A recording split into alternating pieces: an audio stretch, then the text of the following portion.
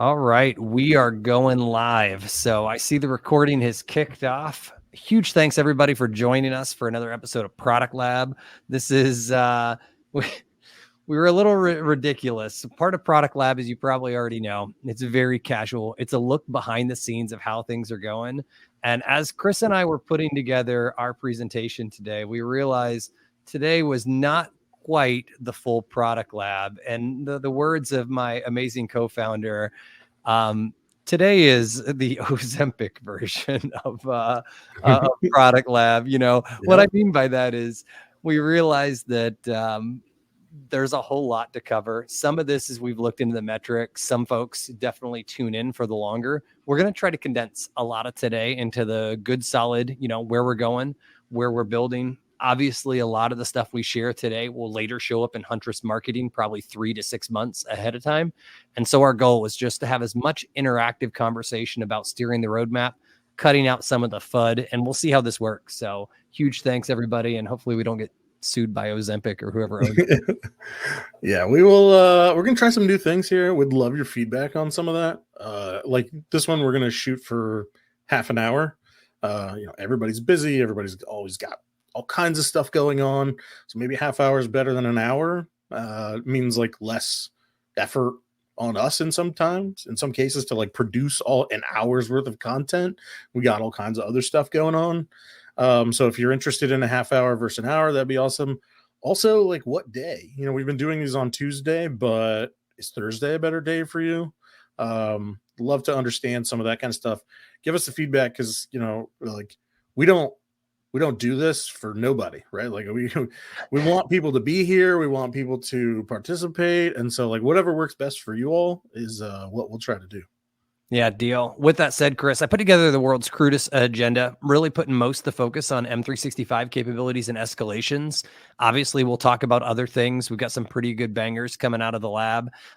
If the audience is hungry, I have, call it a placeholder, Chris, for automated responses. I know you and I have been trying to push more and more of our MSP partners and, the SMB in general to take better advantage of fully automated activity.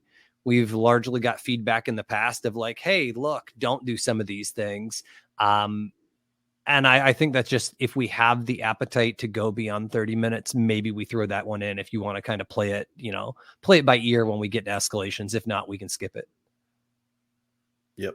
Cool. So appreciate, by the way, I see some of the feedback in the chat. So for Chris, who asked a question about any focus on Linux, we're going to talk about that in just a second of where we're going and where we think on some of these. Likewise, audience, steer this. This is your, webinar.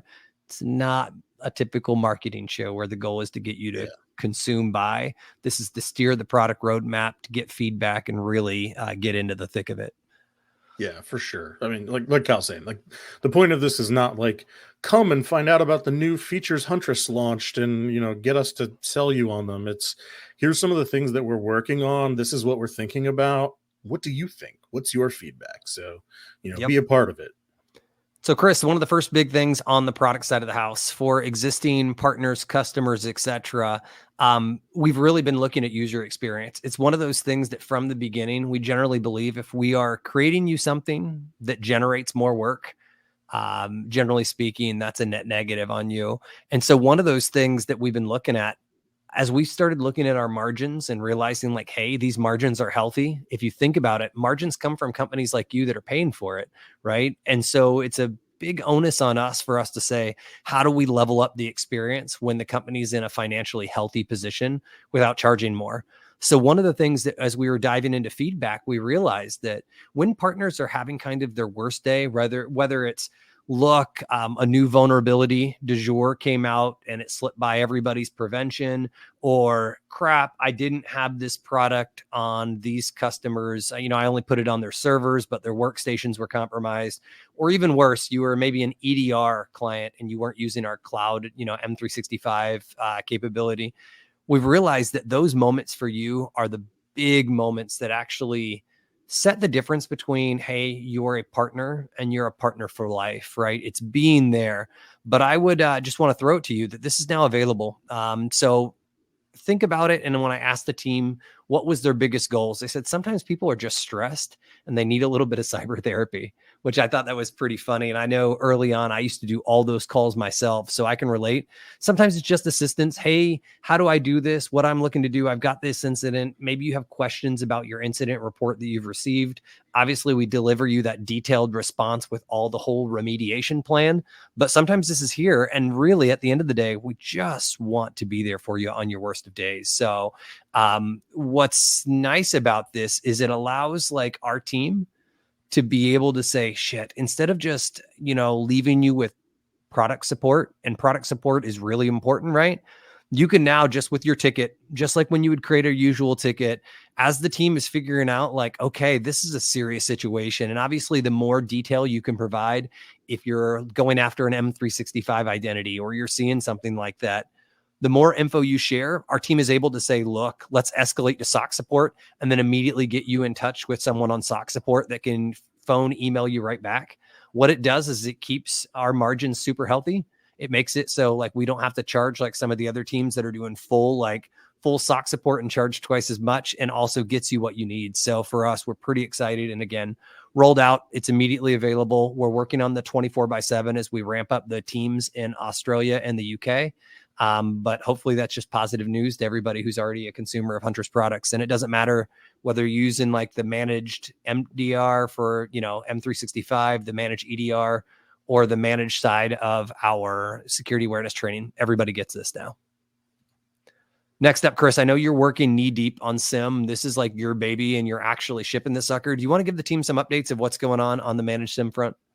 Yeah, so we're continuing to iterate on it and roll it out. So what we've got now is the ability to collect logs from all the endpoints, to filter them, store them, index them. We just recently added the ability to collect syslogs. So for your firewalls or other devices that can send syslogs somewhere, you can designate one of your agents as the symlog collector, send your logs there. We will then bring them up, parse them, and make them available so that we can see them, you can see them, they're stored for compliance reasons, all that kind of stuff. So overall, it's going really well. Some of the stuff that we're working on, like this week, is pulling out some of the firewall stuff. So we started with Sonic Wall. That was probably the most requested one when we asked customers what firewall do they use. So Sonic Wall has their own format for how exactly they present the data in syslog. So we had to write some parsers for that to pull out interesting stuff. And yeah, that's what we're working on. So you can see here by some of the stats, it's going pretty good. We've received a ton of data. Overall, 854 terabytes of data have been ingested by our system since, I don't know, February or something like that. So Chris, folks are asking already like, yo, how do I get on board? Obviously we've got a ton of, for us, when we do private preview, it's a kind of lot like, think of like what a lot of people would call alpha. The product is generally stable by the time we start doing private preview, but it's so minimal that, we're really just trying to beat folks up with like, hey, does this suck? Does this meet your direction? We want you to kind of be savages. So think about that 183 number here. That's representing 183 savages that are just lighting up Chris with like, here's my data. Here's what it means. Here's what I can't do, etc. So Chris, how do people get on board? So pretty easy. You can just email support, or you can talk to your account executive or account manager, and they can add you in. Right now it's technically private preview, which really that just allows us to control the number of people who are getting on so we can make sure the system doesn't fall over. But we're so close to public beta anyway. If you email them, they'll be able to turn it on for you, no problem. All right, Jeremy, real quick, with this being interactive, I know we got a question that said, hey, are we going to do community edition anytime soon or ever? What's interesting about this, I think, Jeremy, you're referring to like maybe Neighborhood Watch. That's the idea. If folks aren't aware, like we just firmly believe with our partners, whether they're MSPs, MSSPs, VARs, telcos, printer copier dealers, you name it, like the risk is so big for hackers getting in and wrecking the bigger SMB that we give out, not for resale licenses, community licenses. And if that's your question there, Jeremy, The whole goal with SIEM would be cranking out and releasing with the concept of neighborhood watch licenses immediately for it. Meaning like as soon as we start getting to the point where we'll release it, then we'll eventually do early adopter, which is like you get like 40, 50% off as we're still like, hey, look, this provides value, but it's not to the level we call it. And then you could imagine the community licenses come with that. So if that's what you're asking for, then the answer is yes. Managed SIEM is definitely going that direction. Chris, while we wait to see if we can get an answer, I know there was the question earlier that was asked about Linux. Do you want to talk about Defender for Endpoint? Obviously, you've got one of your architects working it, but can you share a little bit more about this and where we think not only is it useful today, but where you see this going for multiple OSs? Yep, absolutely. So today, we're integrating with Defender for Endpoint, and what that means is we're calling the APIs for Defender for Endpoint, trying to identify any detections that Defender has made there. We're pulling them into to our database so that we can make sure they're unique and all of that, and then respond to them. So they go to the SOC, and the idea is then the SOC will get a detection, say, hey, Defender detected this thing, and they can start to dig in and see if there's anything else there, or are there any footholds that were missed. Once SIEM is online, they'll be able to look into what are the events that recently happened on that endpoint, and then send out the incident report to you that says, hey, here's what we found, here's how to clean it up. And then it should be a bi-directional integration. So we'll be able to push stuff back to the Defender for Endpoint to show like which alerts that have we triaged, which alerts have we reported, which were false positives, all that kind of stuff. So that way, if you do happen to jump into your Defender security dashboard, you won't see a bunch of incidents in there or a bunch of detections in there and freak out and think like, oh my God, nobody's looking at these. So that's the idea. We talked to a lot of partners who either had Defender for Endpoint stuff through Defender for Business or through E5 licenses. And we were trying to figure out how can we make this more beneficial to you? How can we start to manage some of that for the things that you're already paying for? Or if you're, looking to go all in and you want to upgrade from Defender for Business Standard to Defender for Business Premium, how do you get that value out of the stuff that you're upgrading? So we've been talking a lot about this with our partners, as with Microsoft, and so we're hoping that we can really open this up to a much broader group here in June in the coming weeks. Nice. So, yeah, for those not reading between the lines, right? There's obviously a lot of things, for instance, Microsoft does well. It's also their licensing as they're giving more and more folks access to kind of more features on your existing subscription. We're really trying to use that to enhance things. I know the question about Linux was asked. You could imagine for us, we started looking at this predominantly for Mac. We managed the built-in Defender, and a lot of our partners had licenses for this. Turns out it's fairly compelling. I would just encourage, if you're not familiar, feedback.huntress.com. Light us up. I think there's already Linux and Mac questions, so you can go in there and upvote. You can comment. And what's nice is when you do that, you actually get messaged and pinged, hey, this feature shipped, or hey, a product manager has a question about your question or wants to, work with you on something. It's an interactive process. So please do that. Yep. And I can say that this for sure works. The Defender for Endpoint stuff for sure works on Mac and Linux. We've tested both internally, like Ubuntu machines, installing Defender for Endpoint there, and we get the alerts and all that kind of stuff. So it definitely works. We're still making sure that we're collecting all the data and working through some of the, if something happens on that Linux machine, like how do we remediate it if we don't have a Huntress agent on there? So it's definitely coming. Gotcha. I see we had a couple, questions in some of the DMs. If for folks that are not aware, we had an episode back in November that actually was like dedicated to Defender for Business. So if you haven't seen that sucker yet, it's totally worth going in and diving in. We actually show some mock-ups, some screenshots. I think we even have like a little bit of Linux agent running on that sucker. So please go take a look, and I'll throw that here in the chat in a second. All right. Windows ARM. We will actually run natively on Windows ARM right now. Is that correct, Chris? I think that we compile for it and everything. Yep, that is correct. Yeah. So unless you run into something that you're not aware of, or that we're not aware of, that, it'd have to be like a regression or a bug. I believe we will identify and install on your ARM device. Yep, I got a Microsoft Surface ARM sitting right next to me here. Actually, thanks to the folks for sending that to me so that we could build and test on native ARM hardware. Sweet, sweet. Huge thanks. So for folks not aware, M365 capabilities is just a little bit like, we don't make these super rigid. We kind of come up with whatever is the most important. And what was nice is probably about 6 months ago, I took the screenshot this morning. I think one of our partners or somebody came out on Reddit and asked an amazing question. And when you get essentially, 120 some responses, this was very timely. And they just said, like, what the hell? We turned this on for clients. We had 3 accounts compromised. Huntress only detected, some of this stuff. Each one was flagged by Entra. What the hell happened? And what's beautiful is like the way that we build and ship products. Like, some security companies would get super defensive. They would never talk about this type of stuff. For us, this is really important, and it's kind of our lifeblood. For somebody to tell you like, hey, you're not going to have an incident, it's a lot like me saying like, you'll never get cancer. It's BS. It doesn't happen. But to be extra clear, I actually went and published a blog, wrote it myself, and put a little bit of egg on my face, just saying, look, we work our backsides off to make sure that we know there's all kinds of shady tradecraft. There's a lot of R&D.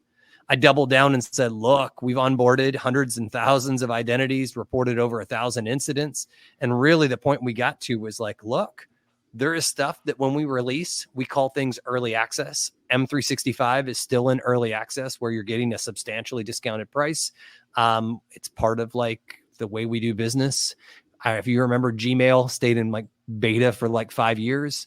We have kind of that similar approach. But what's nice is anytime that we either, feel that we fell short, we just own it. We own our mistakes, own any missteps and fuck ups, and kind of go from there. And the part that I wanted to double down today was one of the things in this lovely blog, and I won't bore you with the whole details of the blog, but it was coming through and saying like, look, we've got things that we want to improve. And the one thing I mentioned in this blog was notice current capabilities in our R&D approach.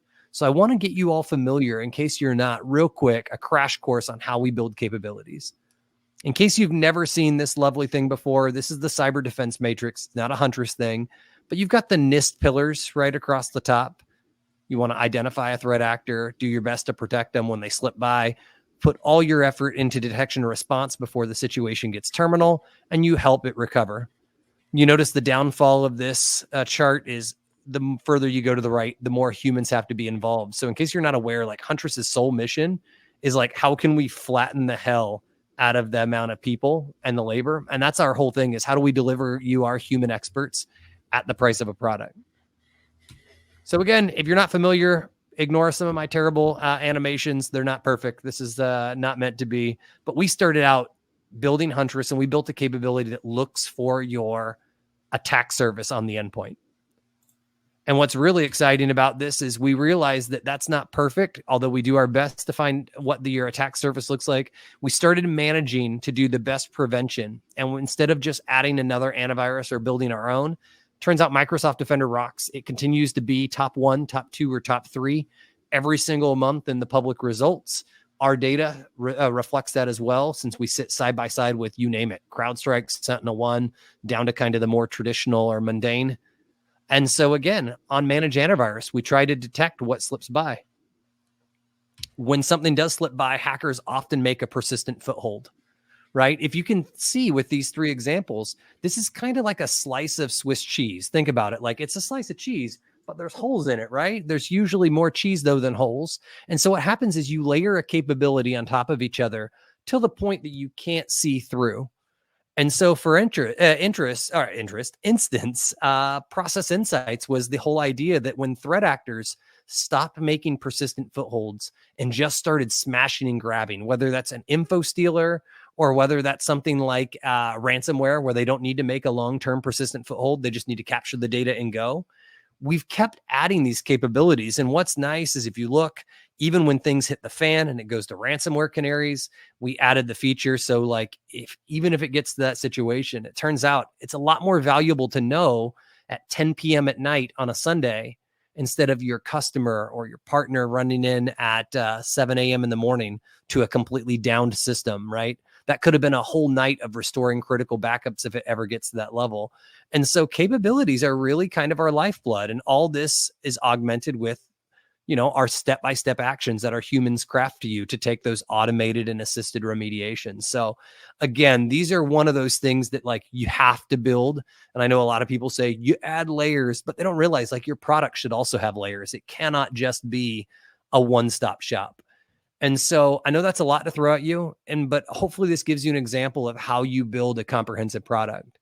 And so as I kind of blogged, right, the identity threat detection response space, which right now ours is just for M365, we believe that it should probably be at least 3 of these capabilities. And what I mean by that is the first one is like you want to maximize your chances to prevent initial access.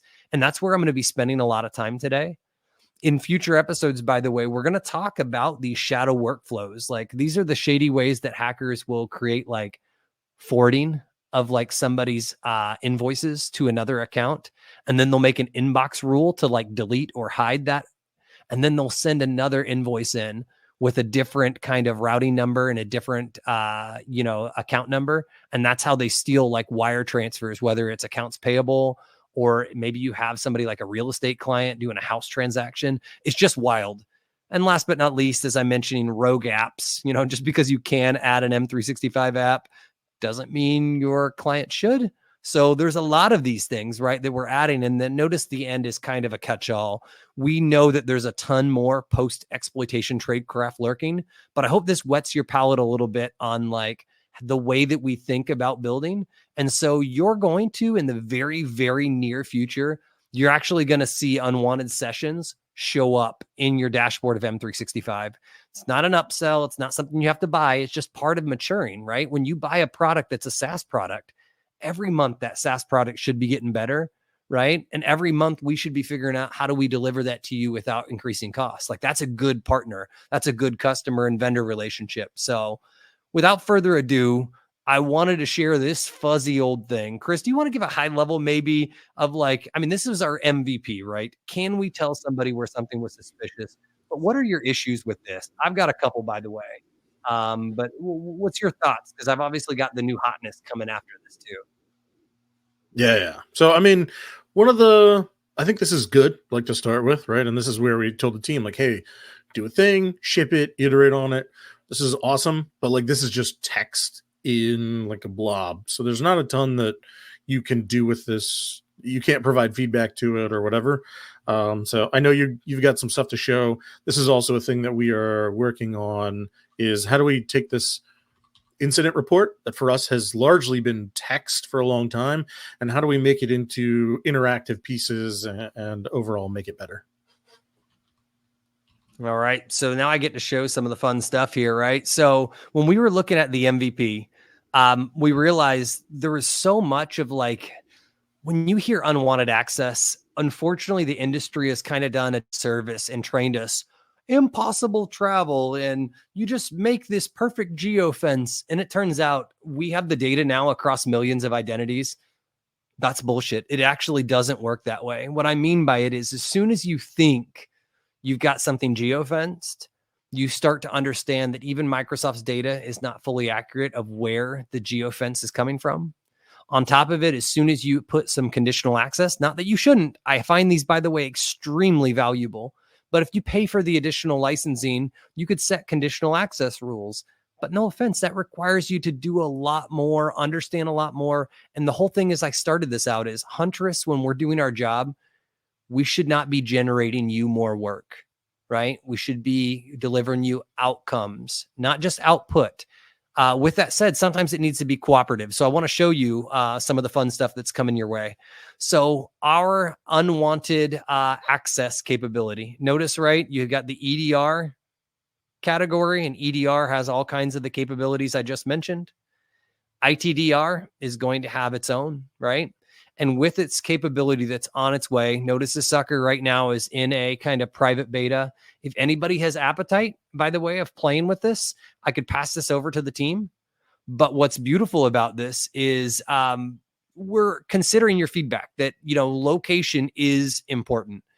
Even if it's just a visualization, Even if it's just a like, hey, yeah, Chris decided he wanted to go hop a flight to Israel for the summer, or he went to Mexico to go enjoy Cabo or Cancun. Like, we know that happens. We also know there's all kinds of shady different ways people come from, whether they call them relays, VPNs, proxies, Tor exit nodes. Like, there's all kinds of fancy words. We've just used the word VPN to describe something that is indirecting where the source IP is coming from. And I'll be very honest, some of the time, these VPNs are purposely used. Some of the time, they are the absolute opposite, where you're like, this is an employee doing something shady to bypass the DNS filter restrictions or something like that. So we wanted to make sure that we could not only bubble these up to you, we could really take, and our human team take as much action as possible.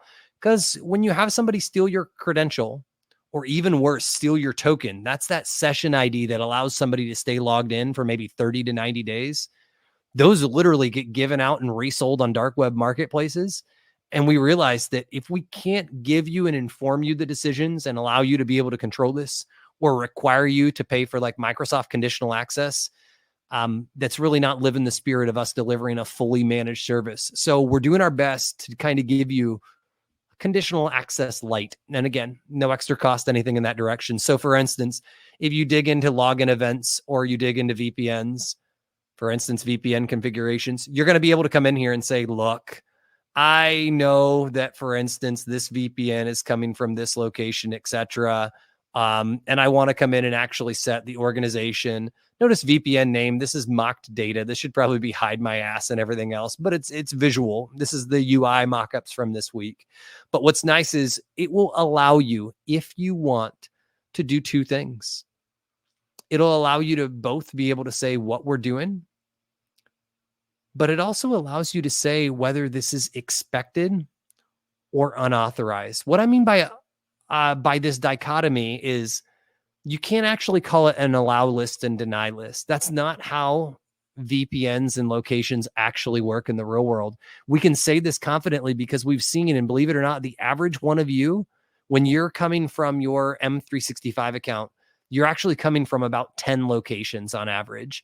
Some of that's just the fact that it's mobile towers. Some of it's you've got a home and work location, and some of it's you just occasionally go visit somebody. We all work from home. And so, for instance, these nuances of being able to say whether that's expected, and notice expiration, being able to say like, yeah, this is good for 1 week, and then automatically have these rules burn off.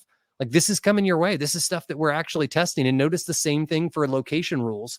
You'll notice these expected, and unauthorized sets where if you want, you can flat out and say like, hey, these are hotbeds. I'm not going to allow the typical, I don't know, insert your nefarious countries here. That usually looks like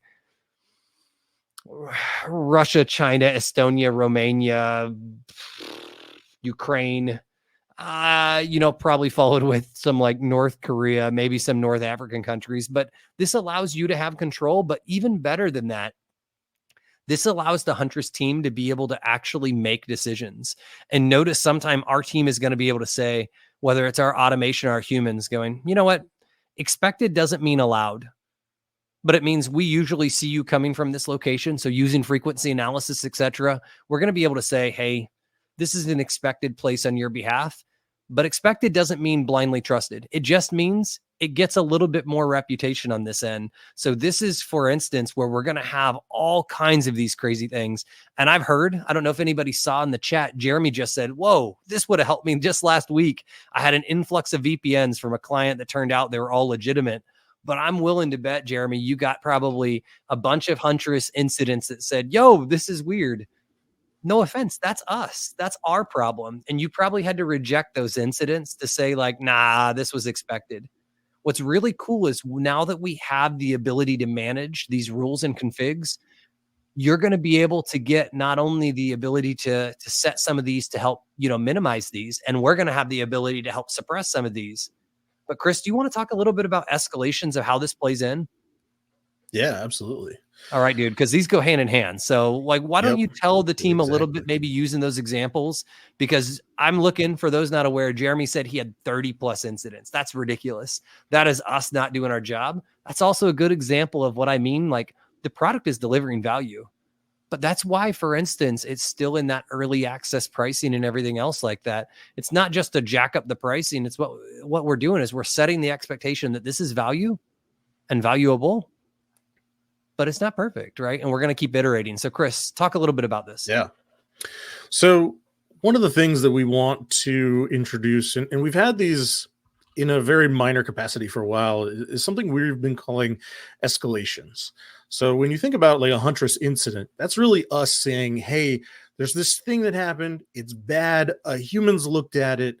We're very sure that this is not a false positive.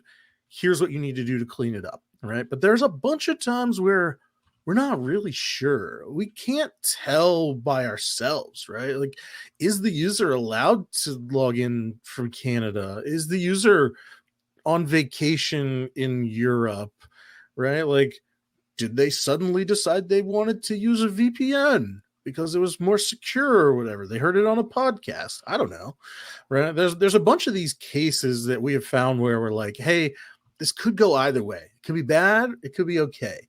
What we've done so far in M365 is we would send these as incidents when we didn't really know. We'd send it as an incident, and that meant that some people were getting these incidents and were saying, hey, this is actually fine, like this person is allowed to log in from this place, or they are allowed to use this VPN, or whatever it happened.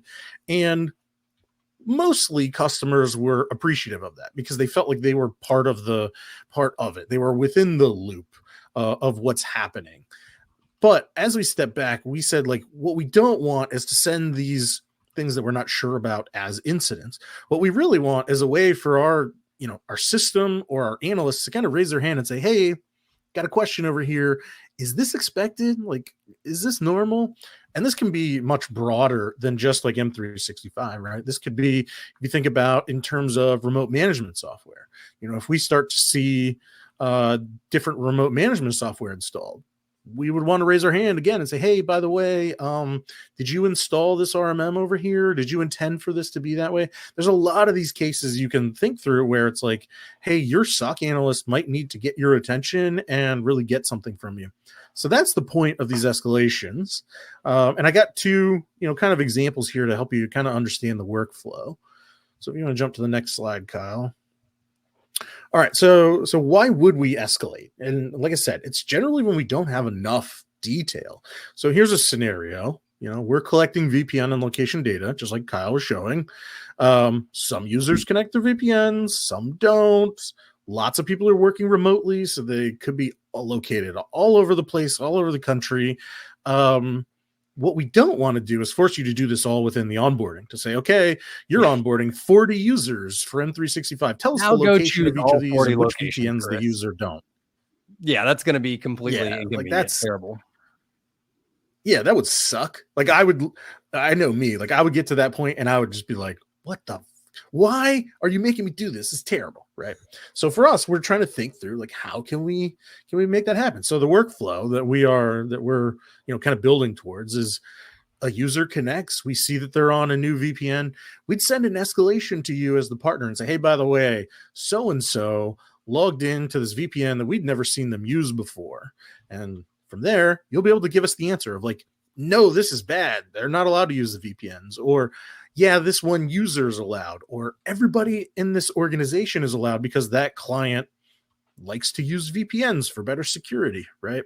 And then we take that and we store that in our database and we apply that to everything coming in, and we don't send you more escalations and we don't send you incidents for stuff where we see that user using that same VPN or somebody in that organization using that same VPN. So this is like a more formal way for us to do something we've kind of been doing for a while, which is like trying to track who's rejecting what ticket or approving it or whatever. This will allow us to really take that data in an automated fashion, apply it, and ideally you should really only get one or two escalations for every client you got. So I can't remember who it was. Jeremy was, saying, hey, he got 30 of these. Ideally, he would just get one escalation that would say, hey, by the way, we saw this new VPN. Is this okay for this customer? He would say yes. Boom. That's it. No more. Yep. No more Or the incidents. opposite, right? No, this is totally unauthorized. And so you can imagine that just skips all future escalations and immediately moves to incident reports that are actionable. Yep. So if you start thinking about how these things tee up, like Chris, I know you've got another example here in a second, but I think I've got the world's sexiest drawing. And by world's sexiest drawing, I mean the world's worst drawing. Let me bring some good old fashioned Slack image in.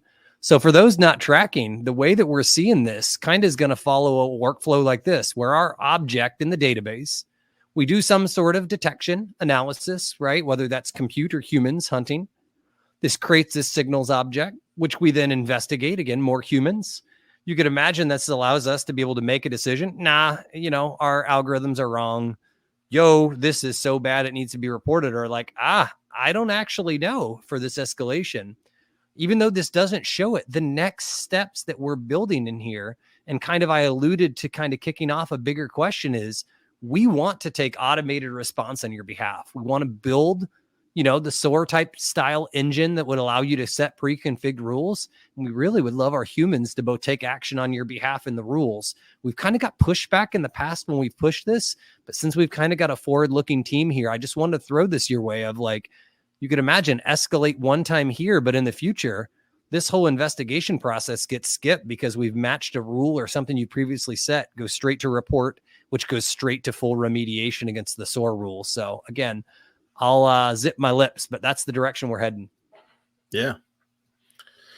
So this isn't always about necessarily an incident or a signal or a detection. Kyle, if you want to go to the next scenario, one of the things that I've been working through and trying to think through as we're building out SIEM is that when you're doing a syslog collector, you potentially have a bunch of different sources sending data to the same collector. That all comes back to us as one big set of data, right? We have to like parse it out and figure out like, okay, these syslog lines were from this source and these ones were from that source. And then even when we know that, we still don't know what that source is, right? And I don't want people to have to go into the dashboard every time they want to add something or change something and click a bunch of buttons. We want to do as much of it as we can automated. But say we're getting in this data and we see this new source and we've never seen it before. How can we figure this out? Well, if we can't figure it out automatically, I'd love to be able to send an escalation to say, hey, by the way, there was this new source we saw come online that's sending us syslog data. Can you help us identify what this is? Is this a sonic wall firewall? Is this Ubiquity? Is this just something else that's generic sending syslogs? If you can help us with that, we can parse the data, be more accurate with it, and overall do a better job. So, that's an example of like a non-incident case where ideally, again, we always talk about you don't have to be in the Huntress dashboard all the time. We don't want to add more work for you. But there are some times where, again, we want to poke you and say, hey, by the way, got a question over here. Can you help me? No, I love it. And obviously these escalations, there's already forms of these right now. Like for instance, if you have an integration to like a PSA or a ticketing system, and we detect that integration breaks, we can escalate to you at a band, like over email and things like this. This just builds this even further, kind of like in the direction we believe this is going. So, Chris, I'm going to throw this at you. Obviously you're hearing escalations. You've got people's curiosity peaking. In the chat, John asked the question like, yo, what about like a Huntress mobile app where, your partners, your customers can receive SOC generated, hey, was this expected? Yay or nay, right? Push notifications. Yep. I might have alluded that you've got some secret squirrel hotness early in the works. Yep. Do you want to maybe share what you're playing with or what you've, I guess, started with like outsourcing the framework? Yeah, for sure. So yeah, we identified this as well. Or, I've been thinking about this for a while is like, hey, emails, great. PSA integration tickets, great. Why not an app where like if I'm out, I'm doing something, I can get a very specific alert from Huntress that says like, hey, there was this bad thing. We isolated this machine or, an escalation to say, hey, is this okay or not? And you can quickly respond to it. So we've actually been working on an app. Initially, we're going to support iOS, but very quickly after that, we'll also support Android. And the scope of the app will also grow. So initially, it's really just like, how do we send you incident notifications and escalations, and then eventually it'll have more of the Huntress stuff in it. But that is also how we're trying to just, how do we get stuff to you quickly, so you can make these decisions just like you would with anything else. Yeah, we got some questions of like, yo, other people do this, like auto elevate, and we spent a lot of time studying like what auto elevate and what Threat Locker are doing to kind of like, because for us, we've always been fully managed. We try to, like, if we can solve the problem, we pull that thread to the extreme, right? But there's just sometimes that we can't, right? There's not enough info. We have to collaborate. Just like if some of you all do like co-managed setups, right? If you're a service provider. And so we like the collaborative nature of some of those products, but we actually think there is really a lot of opportunity for a much more modern experience. And when Chris mentioned these are things that we're considering, remember how I led off with that like SOC support, right? That SOC outreach. How nice would it be? Because we can't just have like everybody lighting up the SOC for support. It will drive up your margins. That's just how business works. You know this, if you allowed your own customers or ask anybody to like reach the IT department immediately, you've got to be able to go through these gates and have a process. But we're really looking like, how nice would it be like when to have an oh shit button and being able to click it and actually have a conversation with somebody on that end. That's some of the auth that we're looking to be able to do as well to help validate. And obviously, there's risk. You add another device, it's a more attack surface, et cetera. Could baddies do something if they ever get into your dashboard? But we're feeling that we're getting really close into kind of this more modern, what we believe is collaborative communication platform that you should expect and demand out of a 24/7 SOC. Yeah. So that should be coming out here, I think, in June. The original estimate was to try to finish this by May 30th, end of the month. And we actually, in this case, we actually used a consultant, somebody that has a lot of experience doing this, building iOS applications to interface with Rails web applications. And this person that we're using has both experience doing iOS and Android. And ideally he'll do both of them for us. The only reason we did iOS first is we had to choose one or the other because he's actually about to go out on maternity leave. So his availability as a contractor for us, there's a gap in it before he comes back. So once he comes back, then we'll get into the Android stuff. But that's the plan. Chris, your answer is a lot better than mine because I just flat out said we're both on iOS and we're biased. So that is kind of true too. No, we literally had to choose. He was like, "Hey, I'd love to do both of these for you, but like in June, I'm going out on maternity leave, so I can only do one at first." And we were like, "All right, fine, do iOS." Oh, I'm getting lit up. Jeremy's beating me up in the chat, but it is sadly true. I think Android's coming a long way though, since my jelly bean days or the last time I actually had an Android device. All right. So we have already blown past our half hour, but I think this gives you a good example of like where we're going, the direction we're going in that way. And obviously it teased a little bit about like our goal. Like we want to move this into as much we can automate and take off your plate as possible, while also not being automated just through like automation and AI, like our humans being able to take actions on your behalf, but also making sure that we have some rules and criteria that we're not just like firing from the hip, So there's a lot going on this end. The way that we see a SOC working, a lot of people are starting to like, everybody says they have an MDR. It turns out everybody has a lot of humans managing products or a lot of automation.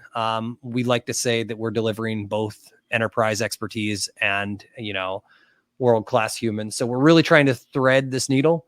If you think we're doing an okay job, let us know. lightupfeedback.huntress.com. If you think we're sucking, that's the stuff I really want to hear. And again, I know this was quick. I know this is rapid fire. We obviously have a lot more going on with 3 products in the mix, and Chris releasing SIEM by summer. We just got a lot going on, but I hope this was useful. I hope it was helpful. I just, again, encourage you all, especially if you know other like people in the community, other folks that are just as passionate as you, let them know about Product Lab. Like, I think we know our average webinar now has like 700, 900 people on it. There's still, like on this one, I don't even know, I can't see the number, but I would guess there's less than 50 of us. It's a very tight knit. It's not meant to be everybody, you know, steering the ship. But if you have somebody truly of like high caliber, quality passion, or just creative, good ideas that could give different perspectives, like, we want to hear from you. So please invite them, pull them into this, you know, once a month session that we do. Yeah, absolutely. All right, Chris, I don't got anything more. I mean, that was obviously, we're giving everybody 15 minutes back at the same time. Yep. I think I feel satisfied. So please let us know if you do have any ideas for future product lab sessions. Chris and I are both, I'm super active on both LinkedIn, X, not so much Instagram, but hit me up. And if you need to, just good old fashioned like support.huntress.com. They'll track me down. So really appreciate everybody for just, again, holding us accountable. Don't let things slip, at the same time giving us feedback and giving us the motivation when we do something right. So big thanks. Yep. Chris, you feeling good? Cool. Yep. I feel good. We'll try to get it even shorter next time. Yep. For those not aware, we've got a Tradecraft Tuesday coming up in a week or two. It's where we actually show a lot of the R&D that we do, what it looks like from an offensive perspective. We'll also be on the road all over the place. So please join us if you see us out there. Cool. All right. Thanks, everybody. See ya.